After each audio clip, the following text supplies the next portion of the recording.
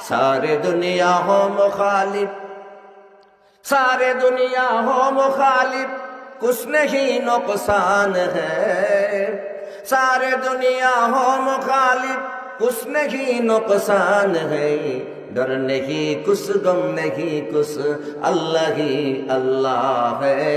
डर नहीं कुछ, गम नहीं कुछ, अल्लाह ही अल्लाह है। सारे दुनिया हो मुखालिफ, গোটা দুনিয়া যদি আপনার বিরুদ্ধে চলে যায় আর আল্লাহ যদি আপনার উপরে রাজি খুশি থাকে, দুনিয়ার আধুনিক স্বয়ংক্রিয় অস্ত্র দিয়েও যদি আপনাকে ঘিরে ফেলে, তারপরও বিনা ক্ষতিতে আল্লাহ আপনাকে অক্ষত বাঁচাইতে পারে। এ ক্ষমতা আল্লাহর আছে না নাই? এই জন্য ভাইরা আমার, ক্ষমতা পাইয়া বাহাদুরি দেখাইও না, কারণ আল্লাহ নিজে বলেন আল্লাহু লা ইউযলিমুন নাস। আল্লাহ নিজে বলেন আমি আমার বান্দার উপরে জুলুম করি না, কারণ আমার বান্দা আমার বড় আদরের সৃষ্টি, ভালোবাসার সৃষ্টি। ঠিক কিনা?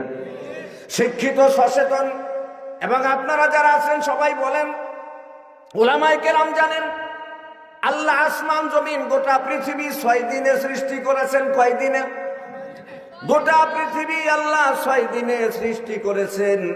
আর আপনাকে আমাকে আল্লাহ তাআলা মায়ের পেটে সৃষ্টি করতে 9-10 মাস সময় নিয়েছে। ঠিক কিনা?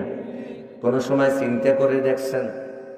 এত বড় সারে আলম আল্লাহ 6 দিনে বানাইলেন, আপনাকে আমাকে আল্লাহ বানাইতে এত সময় কেন নিলেন? কারণ আল্লাহ নিজেই বলেন আমার সৃষ্টিকুলের মধ্যে সবচেয়ে ভালোবাসার সৃষ্টি হলো মানুষ।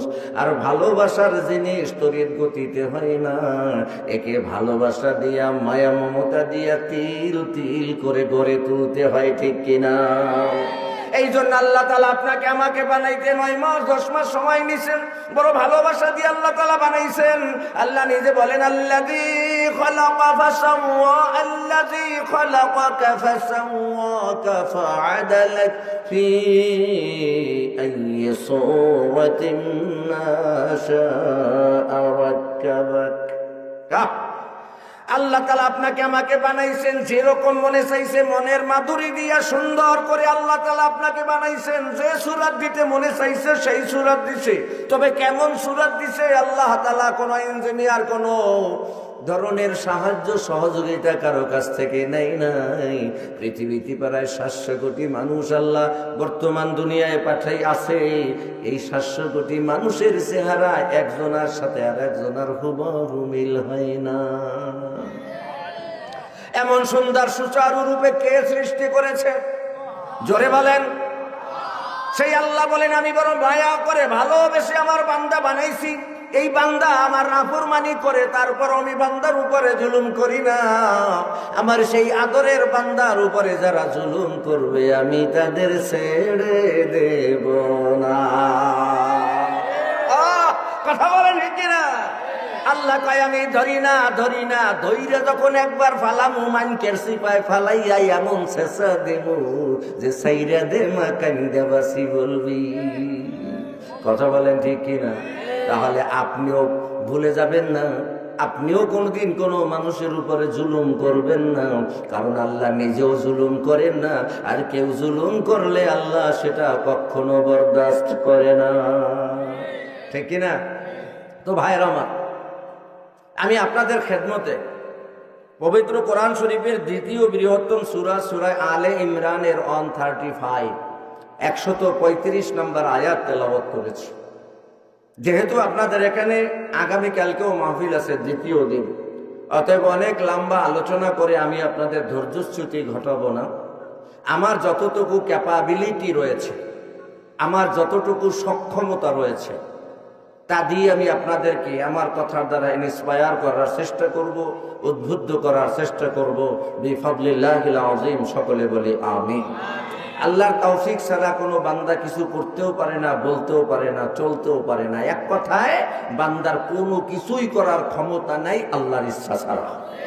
কথা বলেন ঠিক কিনা?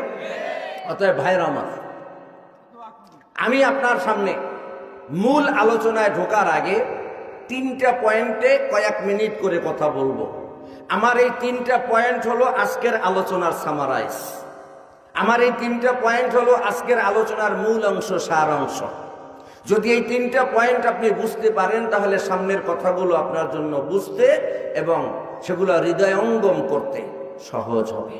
তবে আজকের এই মজলিসে আশা করি এমন কোনো মিন মাইন্ডেড নেই, এমন কোনো হীনমন্য ব্যক্তি নাই যে কোরআনকে তুচ্ছ তাচ্ছিল্য ভরে প্রত্যাখ্যান করবেন, এমন মানুষ কোরআনের মাহফিলে বসতে পারে না, ঠিক না? অতএব দিলের কানটা দিয়ে শুনবেন, চামড়ার কান দিয়ে না। বলে হুজুর চামড়ার কান ছাড়া শুনবো কেমনে? হ্যাঁ, চামড়ার কান দিয়েই শুনবেন, কিন্তু খেয়ালের সাথে, ঠিক আছে?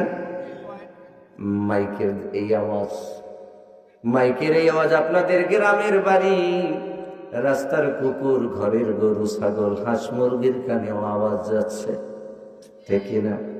ওরা শুধু আওয়াজ শোনে, বোঝে না। দেখবেন ঘরের মোরগ যখন জোরে কোনো আওয়াজ শোনে এইরকম কান খারাপ হইরা ওরা শোনে, ঠিক নেই? কিন্তু ওরা বোঝে না আপনি সৃষ্টির সেরা জীব, আপনি আশরাফুল মাখলুকাত, আপনিও যদি ওদের মতো এক কান দিয়ে শোনেন আর এক কান দিয়ে বের করে দেন, তাহলে আপনি মানুষ হিসাবে একজন গৃহপালিত পশুর চাইতে অধমে পরিণত হবেন, নাউজুবিল্লাহ। সুতরাং তিনটা পয়েন্ট। নাম্বার 1, আমি আপনাদের সামনে কোরআনের সূরা আলে ইমরানের 135 নম্বর আয়াত তেলাওয়াত করেছি। এট ফার্স্ট, সর্বপ্রথম আমাকে জানতে হবে কোরআন কি, জানা দরকার আছে না? নেই? ওই যে বলছি, আমার তিনটা পয়েন্টের কথা যদি আপনি বুঝতে পারেন তাহলে সামনের আলোচনা বুঝতে সুবিধা হবে। নাম্বার 1, কোরআন কি? Quran is the best constitution for every man, every time, everywhere. Quran হলো এমন একটা সংবিধান, এমন একটা কনস্টিটিউশন, ফামান তাবিআ হুদায়া ফালা খাউফুন আলাইহিম ওয়ালা হুম ইয়াহজানুন। সুবহানাল্লাহ। আপনি এটাকে যখন মানবেন, এটাকে দিয়ে আপনি, এটা রুলস অ্যান্ড রেগুলেশন যেগুলো রয়েছে, এর আইন এবং কানুন যেগুলো রয়েছে, এগুলো জীবন চলার পাথেয় হিসাবে গ্রহণ করে সকল ক্ষেত্রে তখন তার বাস্তব প্রয়োগ ঘটাবেন, তখন আপনার জন্য হবে Quran is the one way road. Quran হবে একমাত্র রাস্তা যার মঞ্জিল গিয়ে শেষ হবে জান্নাতুল ফেরদাউস। সুবহানাল্লাহ, জোরে বলেন। তাহলে কোরআন কি? কোরআন হচ্ছে মুসলমানের কনস্টিটিউশন, কোরআন হচ্ছে মুসলমানদের সংবিধান। আর এই কোরআন আল্লাহ তাআলার আসমানি গাইডলাইন। আল্লাহ রাব্বুল আলামিন বলেন, মা আতাকুমুর রাসূলু ফাখুযুহু ওয়া মা নাহাকুম আনহু ফান্তাহু। আল্লাহ বলেন, আমার হাবিব তোমাদের কাছে যা নিয়ে এসেছে এর মধ্যে যা তোমাদের গ্রহণ করতে বলে তা তোমরা গ্রহণ করো, আর যা ছেড়ে দিতে বলে তা তোমরা ছেড়ে দাও। তার মানে অর্থ হচ্ছে আল্লাহ রব্বুল আলামিনের যে বিধান আপনার আমার নবী এনেছেন, এর মধ্যে যেটা মানতে বলে ওটা মানা, যেটা ছাড়তে বলে ওটা ছেড়ে দেওয়ার নামই হলো একজন মুমিনের প্রকৃত সফলতা। কথা কি আমি বুঝাইতে পারলাম? আমার কথা বুঝতে কি আপনাদের কোনো সমস্যা হচ্ছে? আমি আপনাদের বৃহত্তর বরিশালের একজন মানুষ, আমার বাড়ি বরগুনা, সুতরাং আমি বরিশালের ভাষা জানিই না, আঞ্চলিক ভাষা আমি জানি না, সত্য কথা। কারণ আমি বহু বছর ধরে একেবারে সেই দাড়ি মোছ ওঠার আগে থেকে ঢাকায়, সুতরাং আঞ্চলিক ভাষা অনেক সময় গ্রামে গেলে বুঝি না, আরেকজনকে ট্রান্সলেট করার জন্য বলি এটার মানে কি। যেমন একবার আমি আমতলি থেকে বাসে উঠলাম, কন্ট্রাক্টর বলে হুজুর ভাড়া দেন, আমি বললাম দিছি, উনি কয় হাস্যইও। হাস্যইয়র মানে কি আমি তো জানি না। পরে হাসতেছি, এক মুরব্বী পাশে, বাবা হাসেন কেন? আমি কইছি কইল হাস্যইও এর মানে কি? মানে আপনি সত্য সত্য ভাড়া দিছেন কিনা। সুতরাং আমি বইয়ের ভাষায় কথা বলি, আশা করি আপা মরবিদ সকলকেই বুঝতে কোনো অসুবিধা হওয়ার কথা নয়, ঠিক না? দিলের কানটা দিয়ে শোনেন, আসমান থেকে আল্লাহ তাআলা 104 খানা কিতাব পাঠিয়েছেন। এই 104 খানা কিতাবের মধ্যে শ্রেষ্ঠ কিতাব হলো আল কোরআন। আল কোরআনের মর্যাদা কত আবারও বলি, ও বাবা, আগামীকালকে এখানে মাহফিল হবে, আপনি শুনবেন। এক এক ফুলের এক এক ঘ্রাণ, এক একজন আলোচকের বক্তব্য এক এক রকম, ঠিক কিনা? আজকে যা পাবেন হয়তো কালকে পাবেন না, কালকে যা পাবেন হয়তো আজকে পাবেন না, কিন্তু কোন কথাটা আপনার আমার নাজাতের ওসিলা হবে আমরা কেউ জানি না, ঠিক কিনা? তো ভাইরা আমার, আসমান থেকে আল্লাহ তাআলা 104খানা কিতাব নাজিল করেছেন। এর মধ্যে 100খানা হলো ছোট কিতাব বা সহিফা, বড় কিতাব হলো 4খানা। তাওরাত, জাবুর, ইনজিল, কোরআন, এই 104খানা কিতাবে ভাই খেয়াল করেন, তাফসিরে মাজাহারিতে আল্লামা সানাউল্লাহ পানিপথী রহমাতুল্লাহ আলাইহি সূরা ফাতিহার তাফসির লিখতে গিয়ে লিখেছেন 103খানা কিতাব, আসমানি কিতাবকে যদি সামারাইজ করা হয়, 103খানা আসমানি কিতাবের সার সংক্ষেপ যদি বের করা হয়, 103খানা কিতাবের মূল অংশ যদি বের করা হয়, এরপর তাকে যদি এক পাল্লায় রেখে দেওয়া হয়, আর আমাদের এই কোরআনের সূরা ফাতিহা এক পাল্লায় রেখে দেওয়া হয়, ওই 103খানা কিতাবের চাইতে আমাদের কোরআনের সূরা ফাতিহার ওজন বেশি হয়ে যাবে। 1 নাম্বার। 2 নাম্বার, আল্লাহ রাব্বুল আলামিন আসমান থেকে যত কিতাব পাঠিয়েছেন, আবারও বলি, বিশেষ করে ইয়ং জেনারেশন যারা আছেন, যুবক ভাইরা যারা আছেন, একটু দিলের কানটা দিয়ে শুনবেন। আল্লাহ আসমান থেকে যত কিতাব পাঠিয়েছেন, সমস্ত কিতাবের একটা কমন নাম, সাধারণ নাম হলো কিতাবুল্লাহ। কি নাম? মানে কি? আল্লাহর কিতাব। সমস্ত আসমানি কিতাবের কমন নাম হলো কিতাবুল্লাহ। তবে শুধুমাত্র একমাত্র এই যে আমার হাতে আসমানি গাইডলাইন কোরআন, এটার একটা স্বতন্ত্র আলাদা নাম আছে, যা অন্য কোনো আসমানি কিতাবকে আল্লাহ দান করেন নাই। আমাদের এই কোরআনের একটা আলাদা নাম আছে। কি নাম? আপনারা সবাই জানেন, এই কোরআনের একটা আলাদা নাম হলো কালামুল্লাহ। কি নাম? মানে কি? আল্লাহর কথা। কালামুল্লাহ মানে তুমসা কোই হামদম, তুমসা কোই হামদম কোই দম সজ নেহি হ্যায়, তুমসা কোই হামদম কোই দম সজ নেহি হ্যায়, बाती तू है हरदम मगर आवाज नहीं है, बाती तू है हरदम मगर आवाज नहीं है। কোরআনের নাম হলো কালামুল্লাহ, মানে আল্লাহর কথা। এই জন্য কোনো ব্যক্তি যদি আল্লাহর সাথে কথা বলতে চায়, কোনো ব্যক্তি যদি আল্লাহর সাথে কথা বলতে চায়, তাহলে সে যেন কোরআন খুলে খুলে পড়া শুরু করে দেয়। সে শুধু কোরআন পড়বে না, সে যেন চুপি চুপি মৃদু আওয়াজে তার আল্লাহর সাথে কথা বলা শুরু করে দেয়। 1 নাম্বার পয়েন্ট গেল। 2 নাম্বার, আল্লাহ আসমান থেকে যত কিতাব পাঠিয়েছেন, জানা থাকলে বলবেন, বর্তমান বিশ্বে কোরআন ছাড়া অন্য কোন আসমানি কিতাবের কোথাও কোনো সন্ধান পেয়েছেন? সবাই বলে আছে কোথাও? আমি আপনাদের সহজ করে দিই। OIC, Organization of Islamic Conference, 59টা মুসলিম দেশ নিয়ে যে ইসলাম মুসলমানদের সংগঠন রয়েছে OIC, তাদের 2024 সালে লেটেস্ট আপডেট নিউজ হলো, OIC বলেছে তারা সারা বিশ্বে তন্ন তন্ন করে খুঁজে দেখেছে, কোরআন ছাড়া অন্য কোন আসমানি কিতাবের কোন হাদিস পাওয়া যায়। 2 নাম্বার, OIC তাদের প্রতিবেদনে চেপেছে, আমরা গোটা পৃথিবী তন্ন তন্ন করে খুঁজে দেখেছি, আসমানি কিতাব আল্লাহর এই কোরআন ছাড়া অন্য কোন ধর্মগ্রন্থের একজন হাফেজও পৃথিবীতে পাওয়া যায় নাই। সুবহানাল্লাহ, বাড়ি যাই করে কথাটা কি বুঝেন নাই? কোরআন ছাড়া আরো ধর্মগ্রন্থ আছে না নাই? Tripitaka, Ramayana, Mahabharata, Zend Avesta, Veda, Bible, Old Testament, New Testament, Yajurveda, Samaveda, Rigveda, এরকম বহু ধর্মগ্রন্থ আছে না? বেদ কিতাব। আমার এলাকায় একজন হিন্দু ভাই ছিল, উনি আমাদের এলাকায় ঘুরে ঘুরে চুল কাটতো, আমরা ওনাকে রাঙ্গা ভাই বলে ডাকতাম। তো ওনাকে আমি একবার জিজ্ঞেস করলাম যে দাদা ভাই, রাঙ্গা ভাই, আপনি কোন কোন কিতাবের অনুসরণ করেন? আপনি কোন কিতাবের অনুসরণ করেন?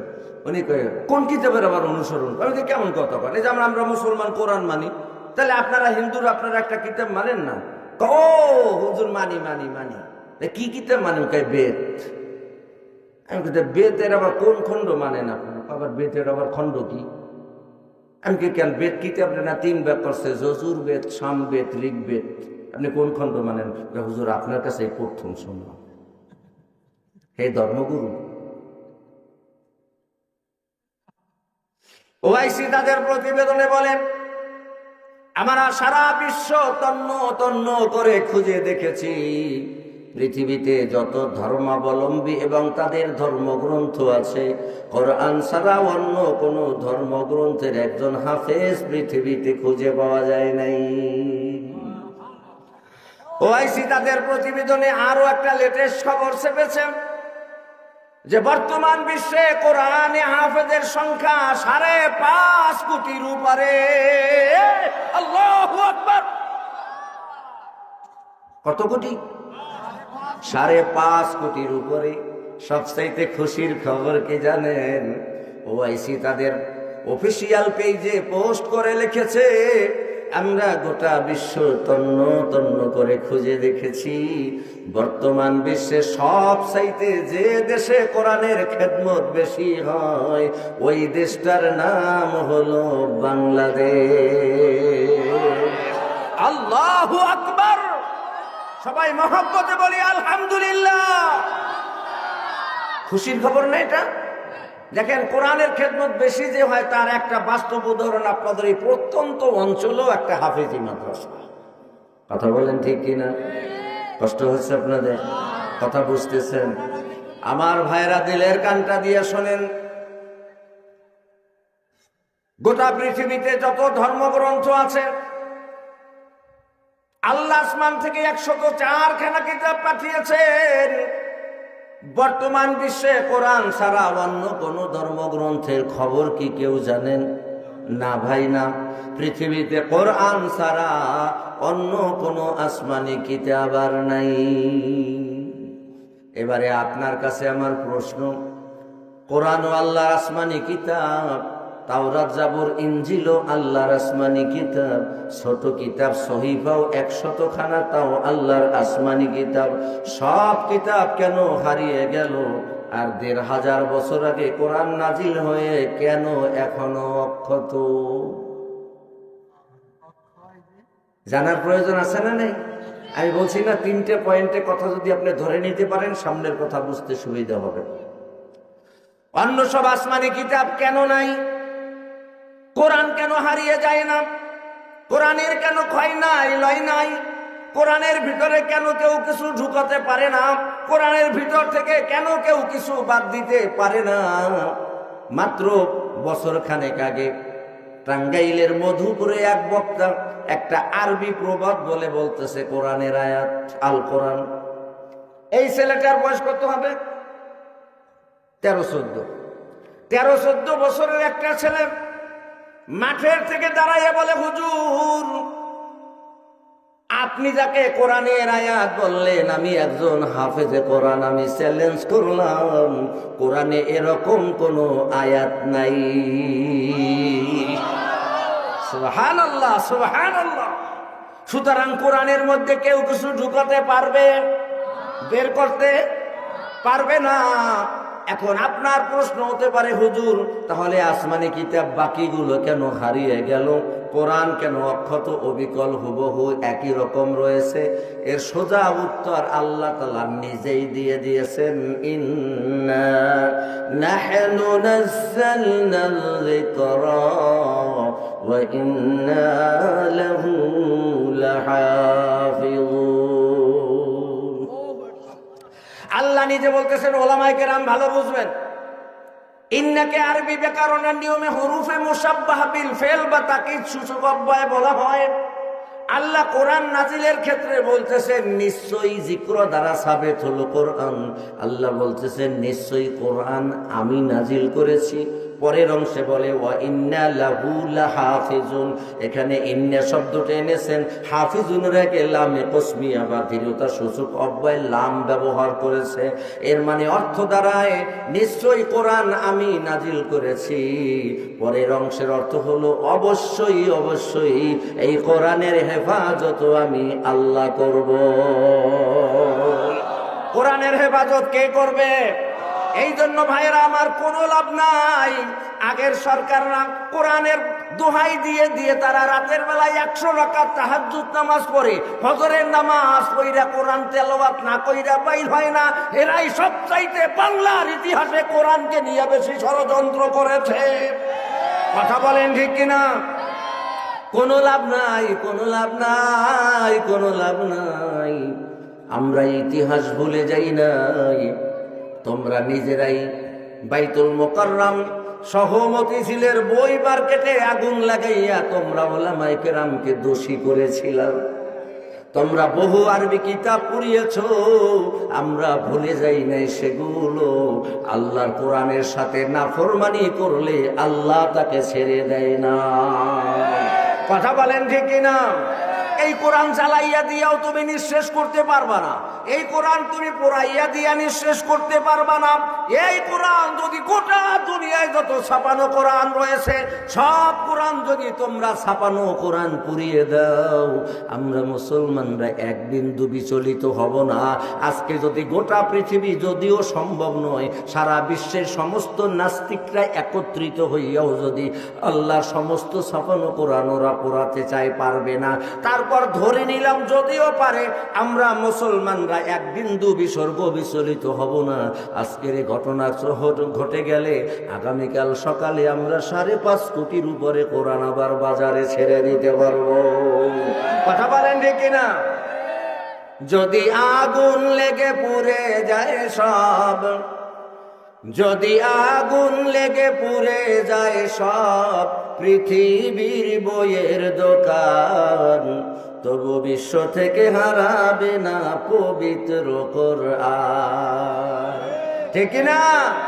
যদি আগুন লেগে পুড়ে যায় সব পৃথিবীর বইয়ের দোকান, তবু বিশ্ব থেকে হারাবে না পবিত্র কোরআন। কেমন করে পোড়াবে কোরআন আগুনের তেজ?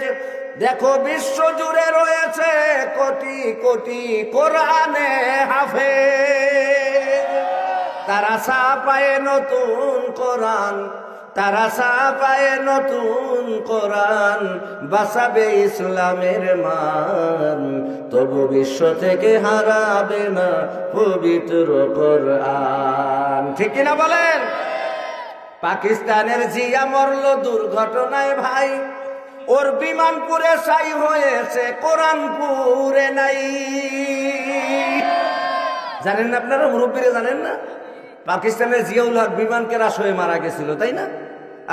বিমানের মধ্যে ছোট্ট একদল কোরআন ছিল। আপনারা যারা আধুনিক বিজ্ঞানের সাথে যারা জড়িত বা যারা মোটামুটি আন্তর্জাতিক খবর টবর রাখেন, আপনারা জানেন একটা জাম্বো বিমান যদি আকাশের ভিতরে আগুন লাগে, তাহলে একটা গোটা জাম্বো বিমান আকাশে ভস্মীভূত হতে মাত্র 6 মিনিট সময় লাগে।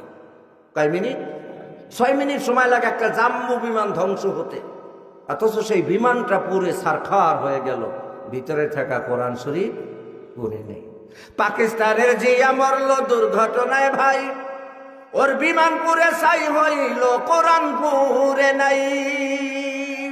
কোরআন যেমন ছিল তেমন আছে, কোরআন যেমন ছিল তেমন আছে, একটি আয়াত হয়নি ম্লান, তবু বিশ্ব থেকে হারাবে না পবিত্র কোরআন। হেফাজত কে করবে?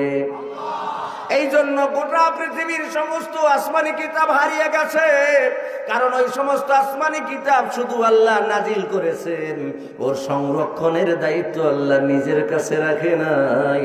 আর কোরআন আল্লাহ নাজিল করে ক্ষান্ত হন নাই, এর সংরক্ষণের দায়িত্ব আল্লাহ নিজের হাতে রেখেছে। তো ভাইরা আমার, পয়েন্ট গেল দুইটা, কথা কি বুঝতেছেন?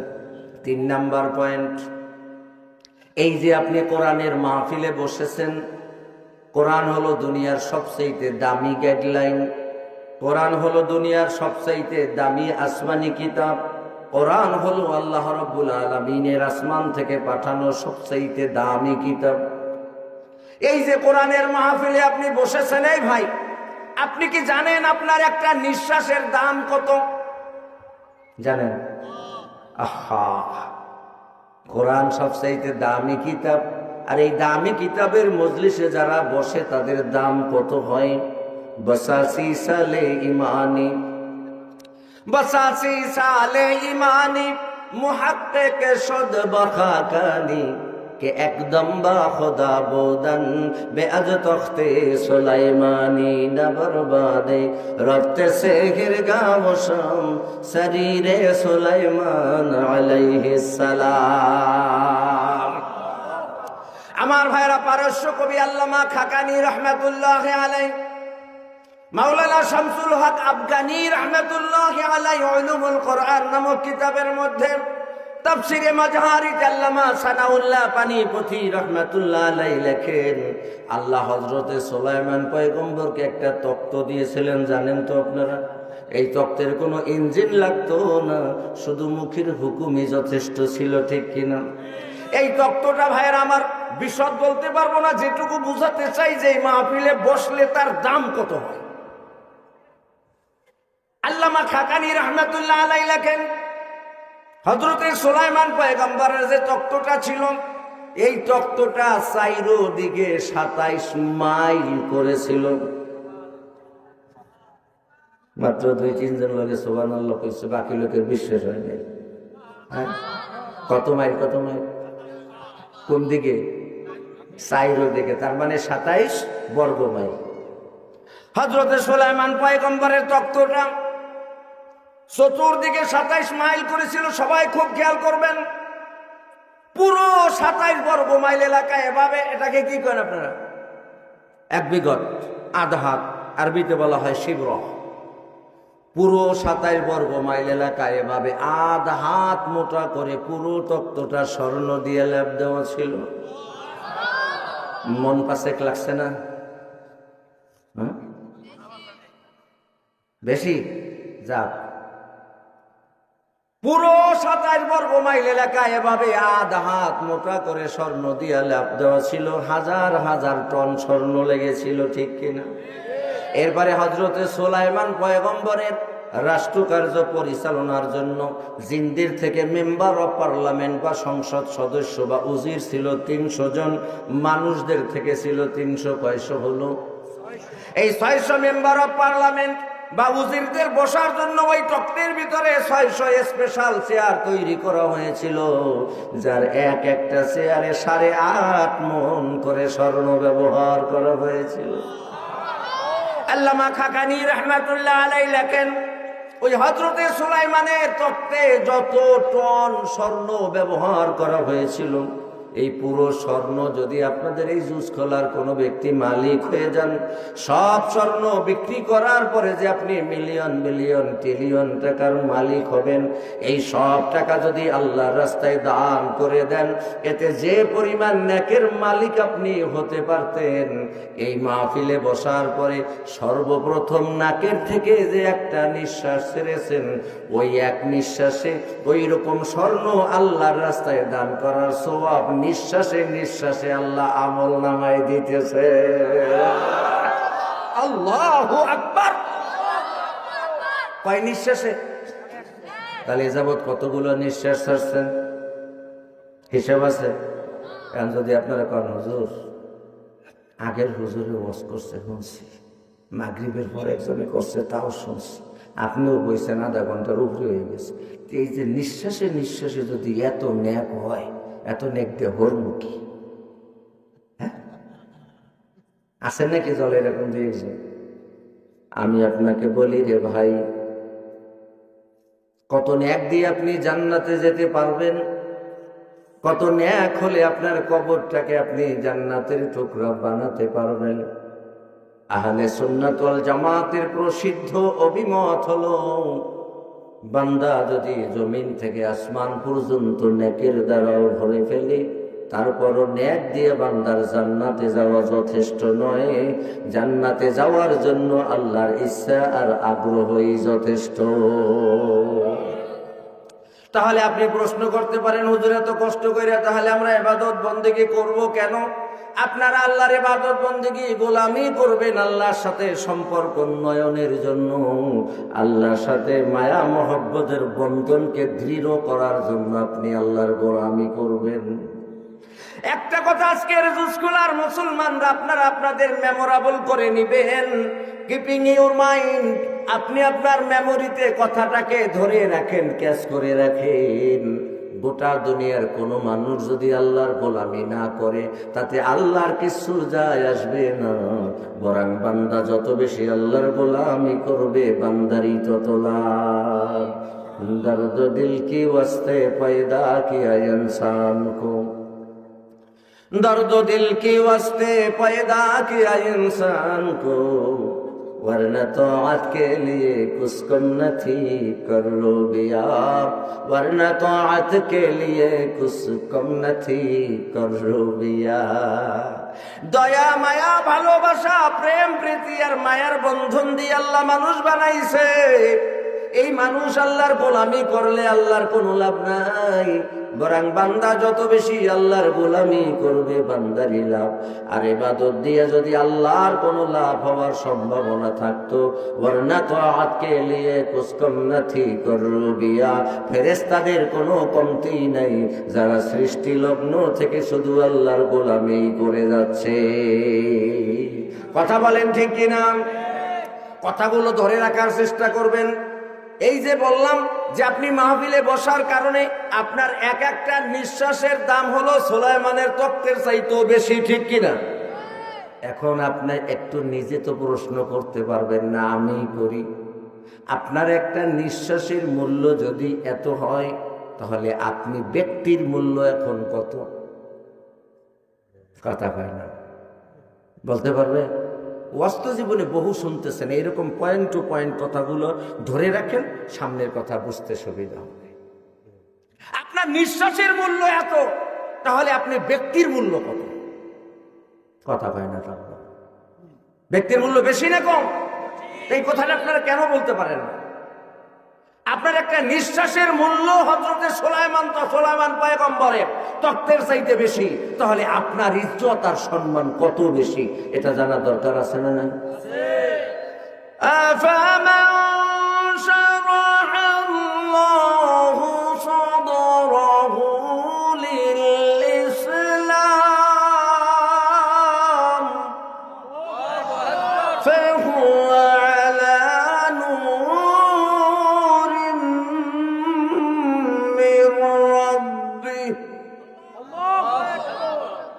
আল্লাহ পবিত্র কোরআন শরীফে সূরা জুমার 22 নম্বর আয়াত 22 নম্বর আয়াত আল্লাহ কয়, ওই যে শুরুতে একটা কথা বলতেছিলাম, আপনি আসতে পারেন নাই, আপনার একজন নিয়ে আসছেন, তিনি কে?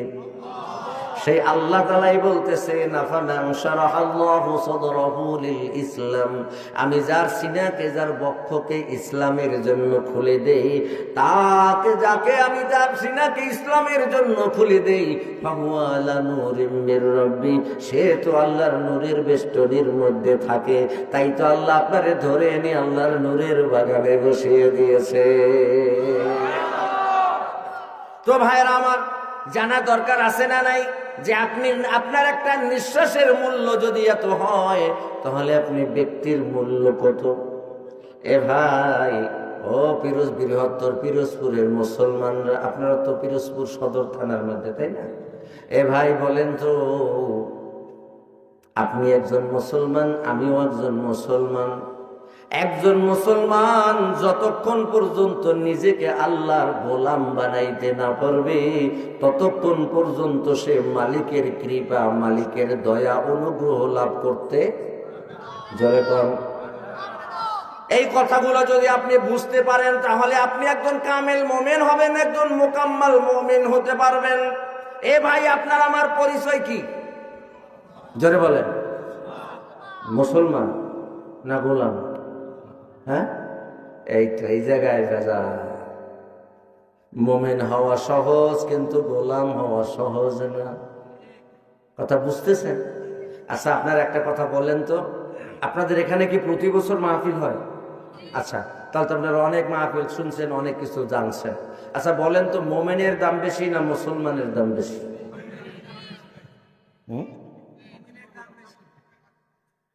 আরে মুসলমান, আপনারা এবার নিজেরাই তাহলে বলবেন। এই যে কোরআন শরীফ, এই কোরআনের একটা দ্বিতীয় বৃহত্তম সূরা, সূরা আলে ইমরানের 102 নম্বর আয়াতে আল্লাহ বলেছেন, ওলামায়ে কেরাম থাকলে একটু মাথা ঝুলাইয়েন। সূরা আলে ইমরানের 102 নম্বর আয়াতে আল্লাহ তাআলা কি বলছে শুনলেই আপনি বুঝতে পারবেন মুমিন বড় না মুসলমান বড়। ইয়া আইয়ুহাল্লাযীনা আমানু তাকুল্লাহা হাক্কা তুকাতিহি ওয়া লা তামুতুন্না ইল্লা ওয়া আনতুম মুসলিমুন।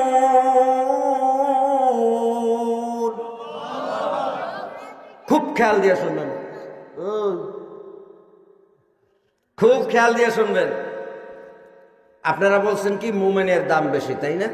আল্লাহ কি কয় দেখেন, ইয়া আইয়ুহাল্লাযীনা আমানু, হে ঈমানদার বান্দারা, আমানুত্তাকুল্লাহা হাক্কা তুকাতিহি, হে ঈমানদার বান্দারা, তোমরা আল্লাহকে ভয় করো। কতটুকু ভয় করবেন? আল্লাহ কয় হাক্কা তুকাতিহি, ভয় করার মতো ভয় করো। তাফসিরে মাজহারিতে আল্লামা সানাউল্লাহ পানিপতি রহমাতুল্লাহ আলাইহি লেখেন, যথাযথ ভয় করো। যথাযথ ভয় করার মানে কি?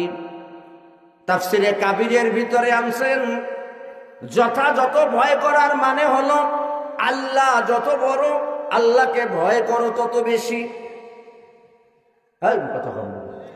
আল্লাহ যত বড়, আল্লাহকে ভয় করো তত বেশি। এটাকে যদি আপনি সোজা বাংলায় শুদ্ধ ভাষায় বলেন বা ট্রান্সলেট করেন তাহলে অর্থ হয় যথাযথ ভয় করো। কে বলতেছে?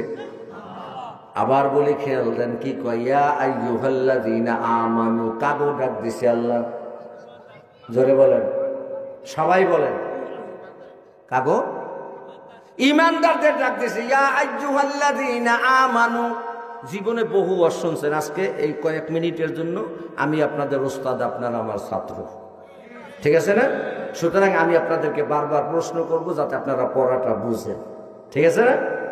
আল্লাহ ডাক দিছে কাগো, ঈমানদারদেরকে ডাক দিয়ে কয় আল্লাহরে ভয় করার মতো ভয় করো। আবার বলি, কাগো ডাক দিছে, ভয় ডাক দিয়ে কি বলছে? ভয় করার মতো ভয় করো। এই গেল আয়াতের এক অংশ। পরের অংশ আল্লাহ কয় ওয়ালা তামুতুন্না, কশিন কালেও মরিও না, ইল্লা ওয়া আনতুম মুসলিমুন, মুসলমান না হইয়া। কি বুঝলেন এখন? তাহলে কি মুসলমান বড় না ঈমানদার বড়? এতদিন ভুল জানছে। কারণ যে আল্লাহরে বিশ্বাস করে, আমার দিকে দেখেন, এই কিতাব আল্লাহর আসমানি কিতাব বিশ্বাস করেন, মরতে হবে বিশ্বাস করেন, তাকদীরের ভালো মন্দ বিশ্বাস করেন, আল্লাহ রাব্বুল আলামিন আলিমুল গায়ব এটা বিশ্বাস করে, মরার পরে কবরে যেতে হবে বিশ্বাস করে, মুনকার নাকির কবরে আসবে, সওয়াল জবাব হবে বিশ্বাস করে, হাসরের ময়দানে উঠতে হবে, কমপ্লিট জীবনের হিসাব আল্লাহর কাছে দিতে হবে, এটাও বিশ্বাস করে। কিন্তু কোনো আমল সে করে না, তারপরও তার পরিচয় সে মুমিন। তার পরিচয় কি? মোমেন, ইমান থেকে মোমেন, অর্থাৎ সে ব্যক্তি ইমান আছে, এগুলো সব সত্য, কিন্তু আমল করে না। আর এগুলা যে বিশ্বাস করে, ইকরার বিল লিসান, কলেমা মুখে পড়ে, তাসদিক বিল জিনান, অন্তরে বিশ্বাস করে, আর আল্লাহর বিধানগুলো রসুলের তরিকায় পালন করে, সে হলো মুসলমান। এখন কি বুঝতে পারলেন মোমেন বড় না মুসলমান বড়? এ ভাই, এবারে আসেন, এখন আপনারাই বলেন, আমাদের পরিচয় কি মুসলমান না আল্লাহর গোলাম? জোরে বলেন। আবার কয় মুসলমান। আল্লাহর গোলাম বলে যতক্ষণ আপনি নিজেকে পরিচয় দিতে না পারবেন, ততক্ষণ আল্লাহর ভালোবাসা আপনি অর্জন করতে পারবেন না। একজন প্রকৃত গোলামই হলো আসল মুসলমান। কথা কয় না? হাসান আমিসা। আবার বলেন, আমাদের পরিচয় কি? গোলাম। কার গোলাম? হ্যাঁ, আল্লাহর গোলাম। আইশরাত কে লিয়ে ইনসান হি। ও মুসলমান, দিলের কানটা লাগান। আমার পরিচয় আমি গোলাম, আপনার পরিচয় আপনিও আল্লাহর গোলাম। এবারে শোনেন, আইশরাত কে লিয়ে ইনসান হি, আইশরাত কে লিয়ে ইনসান হি, याद रख तू बंदा है मेहमान ही, याद रख तू बंदा है मेहमान ही। কবি কত চমৎকার বলেছে, আইশো ইশরাত কে লিয়ে ইনসান হি, আনন্দ ফুর্তিতে গা বাসাইয়া দেওয়া মুমিন মুসলমান মানুষের কাজ না। ইয়াদে রাত, তুমি স্মরণে রাখিও, বান্দা হয়, তুমি আল্লাহর গোলাম। আল্লাহ তোমারে গোলাম করে পাঠাইছেন, মেহমান করে নয়। কথা বলেন ঠিক কিনা? হ্যাঁ হ্যাঁ হ্যাঁ। আপনি যদি দুনিয়ায় আল্লাহর গোলামি করেন আর আল্লাহর নৈকট্য যদি আপনি লাভ করতে পারেন, তাহলে মরণ থেকে আল্লাহ আপনারে মেহমান বানাইয়া জান্নাতুল ফেরদাউসে পাঠাইয়া দিবে। আমাদের পরিচয় আমরা আল্লাহর গোলাম, ঠিক কিনা? আল কোরআনের সৈনিক আমি, নেই কো পরাজয়। আল কোরআনের সৈনিক আমি, নেই কো পরাজয়। এক আল্লাহর গোলাম আমি, এই তো পরিচয়, এই তো পরিচয়। আল কোরআনের সৈনিক আমি, নেই কো পরাজয়। এক আল্লাহর গোলাম আমি, এই তো পরিচয়, এই তো পরিচয়। এই দুনিয়ার সবই নকল, এই দুনিয়ার সবই নকল, আসল কিছু নয়। এক আল্লাহর গোলাম আমি, এই তো পরিচয়, এই তো পরিচয়। ঠিক কিনা?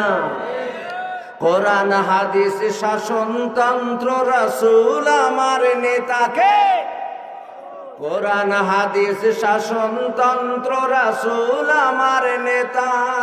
উৎসাহ মোর চির অম্লান, ইতিহাস বীর গাথা। ঠিক না? কোরআন হাদিস শাসনতন্ত্র রাসূল আমার নেতা। উৎসাহ মোর চির অম্লান, ইতিহাস বীর গাথা। এক আল্লাহ ছাড়া আমার দিলে, এক আল্লাহ ছাড়া আমার মনে নেই কোনো ভয়। এক আল্লাহর গোলাম আমি, এই তো পরিচয়, এই তো পরিচয়। ঠিক কিনা? ইমানদারির মাঝে করো ভণ্ডামি যত, সময় মতো খাইবে ধরা, ছাড়া পাবে না কো। ঠিক কিনা বলে? ধরা খায় নাই, ভণ্ডামি বহু করছো, 100 রাকাত তাহাজ্জুদ নামাজ পড়ো, কোরআন তেলাওয়াত ছাড়া ঘর থেকে বের হও না। হ্যাঁ, ইসলামী বাংলাদেশের মানুষ খালি বোকা পাইছে না।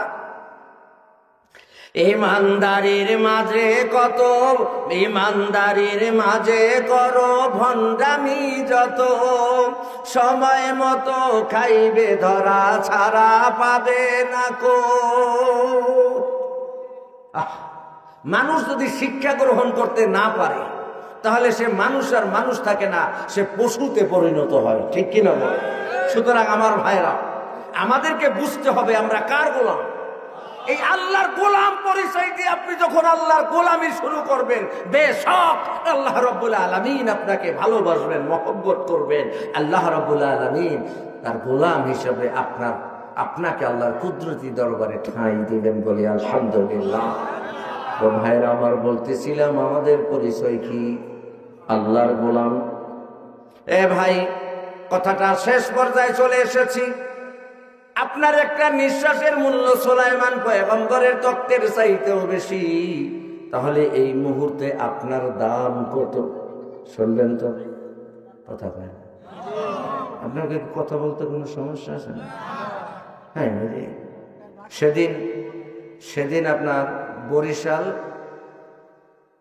কি জানি কাশীপুর, বরিশাল কাশীপুর মাহফিলে আসলাম। বাপরে বাপ, আপনারা কয়জন লোক এখানে? অনেক লোক, কেউ কথা পায় না, মুখ দিয়ে কথা বাইরে করে। আমি কি আপনারা কি বরিশালে নাকি? সবাই এসে দিচ্ছে, আপনারাও তো বরিশালে, তাই না? কথা বলেন না, কথা কইলে সব বেশি। তো ভাইয়েরা আমার, আপনার একটা নিঃশ্বাসের দাম যদি এত হয়, তাহলে আপনি ব্যক্তির দাম কত? এই কথাটা যদি শোনেন আর ওয়াজ শোনা লাগবে না, এর দ্বারাই বুঝতে পারবেন আল্লাহ আপনার ইজ্জত আর সম্মান কত দিয়েছেন। দিলের গানটা লাগান আর ডাইনে বামে নাই। তবে আপনাদেরকে একটা বিষয় আমি আগে আপনাদেরকে বলে দিতে চাই, সেটা হলো এই, আপনারা যদি ভাবেন যে আমি আপনাদের সামনে কিছু ওই আসমান থেকে, ওই লন্ডন থেকে, জাপান থেকে, প্যারিস থেকে কিছু আজগুবি বস্তা বস্তা গল্প কিস্সা কাহিনী শোনাবো, তাহলে আই এম রিয়েলি সরি। আমি কোনো গল্প কিস্সা কাহিনী বলে আপনাদের সময় নষ্ট করতে চাই না। আমি যা বলবো কোরআন এবং হাদিস ভিত্তিক কিছু সহি কথা আপনাদের সামনে তুলে ধরার চেষ্টা করব। আর যে কথাগুলো বলবো প্রত্যেকটা কথা রেফারেন্স আমি কোত্থেকে বলতেছি তা বলে যাবো ইনশাআল্লাহ। তো আমার ভাইয়েরা, আপনার এই মুহূর্তে দাম কত, আপনার ইজ্জত কত, এটাই হলো আমার শেষ পয়েন্টের কথা। ও ভাই, ফকি আবুল আইস সমরকন্দি রহমাতুল্লাহি আলাইহি তানবিহুল গাফিলিন নামক কিতাবের মধ্যে, মাওলানা আবুল হাসান রওজাতুস সালেহিন নামক কিতাবের মধ্যে, এবং মাওলানা শামসুল হক আফগানি রহমাতুল্লাহি আলাইহি উলুমুল কোরআন নামক কিতাবের মধ্যে লেখেন, যে ব্যক্তি আল্লাহর কোরআনকে মহব্বত করেন, আল্লাহর কোরআনকে ভালোবেসে, আল্লাহর কোরআনের কথা শোনার জন্য কোরআনের বাগান, জান্নাতের টুকরা বাগানে যখন বসে যায়, তখন ওই বান্দার নিঃশ্বাসের মূল্য তো সুলাইমান পয়গম্বরের তত্ত্বের চাইতে বেশি হয়ে যায়। আর ওই বান্দার ইজ্জত আর সম্মান কত হয়, ফকি আবুল আইস সমরকন্দি তানবিহুল গাফিলিন নামক কিতাবের মধ্যে লেখেন, ওই লোকটার যখন মরণের সময় ঘনিয়ে আসবে, আল্লাহ রাব্বুল আলামিন তখন এই কোরআনকেই একজন ফেরেশতার সূরা